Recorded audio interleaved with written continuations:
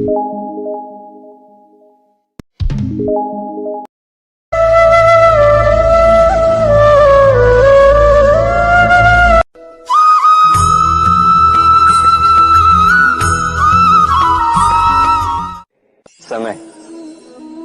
कहते हैं, समय से पूर्व कुछ नहीं होता। हर बात का एक समय होता है।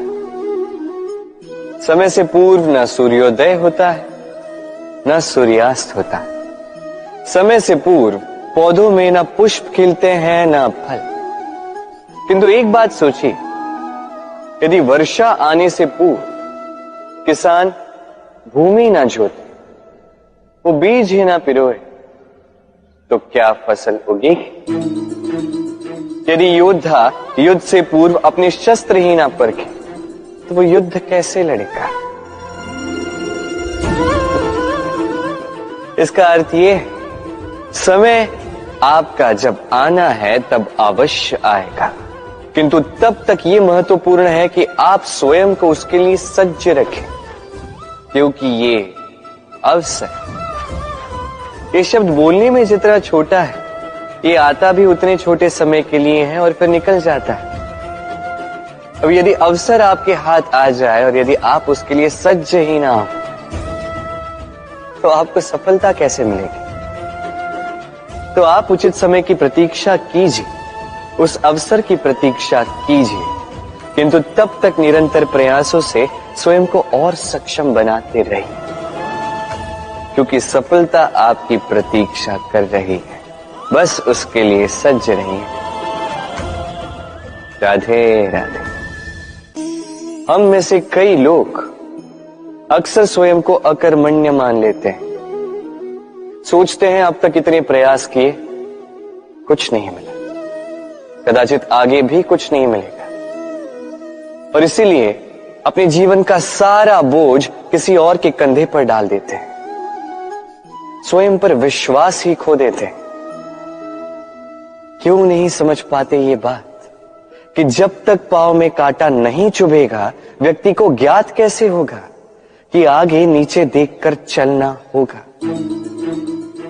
सूर्य को स्वयं जलना पड़ता है ताकि दूसरों को प्रकाश दे सके। रात्रि के अंधकार से लड़ने के लिए चंद्रमा को आकाश में अकेले चलना पड़ता है। नदी अपनी यात्रा कैसे बनाती है, अपना मार्ग कैसे बनाती है? इन चट्टानों से लड़कर बनाती है।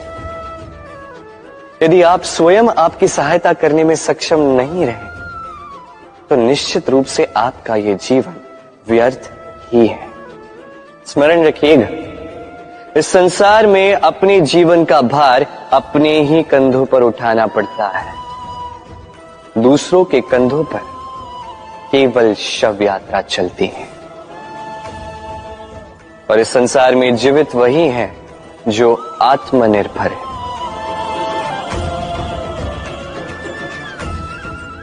राधे राधे। हम सभी कुछ न कुछ पढ़ चुके हैं, कुछ न कुछ सीख चुके हैं, किंतु ये ज्ञान का केवल प्रारंभ है। हमारी चेतना कहां से जागी, ये जानते हुए भी हम समझ नहीं पाते। तो चलिए आज पुनः एक बार सीखते हैं ज्ञान का ककहरा। व्यंजनों का प्रारंभ होता है क से। क से कबूतर, ये पढ़ते पढ़ते हम शब्द रचना सीखते हैं, उसके पश्चात सब कुछ। किंतु क्या कभी आपने सोचा है कि ये क से ही क्यों प्रारंभ होता है, कोई और व्यंजन क्यों नहीं? क्योंकि ये क दर्शाता है करुणा। करुणा जो सबसे महत्वपूर्ण भाव है। इसी करुणा के कारण अब किसी भी व्यक्ति या किसी भी जीव के मन की भावनाएं, उसकी समस्याएं, उसकी पीड़ा समझ पाते हैं। करुणा ही है जो प्रेम को जन्म देती है। करुणा ही है जो विवेक को जागृत करती है। तो क से करुणा यदि आप सीख गए, तो ज्ञा से ज्ञानी बनने में अधिक समय नहीं लगेगा। राधे राधे।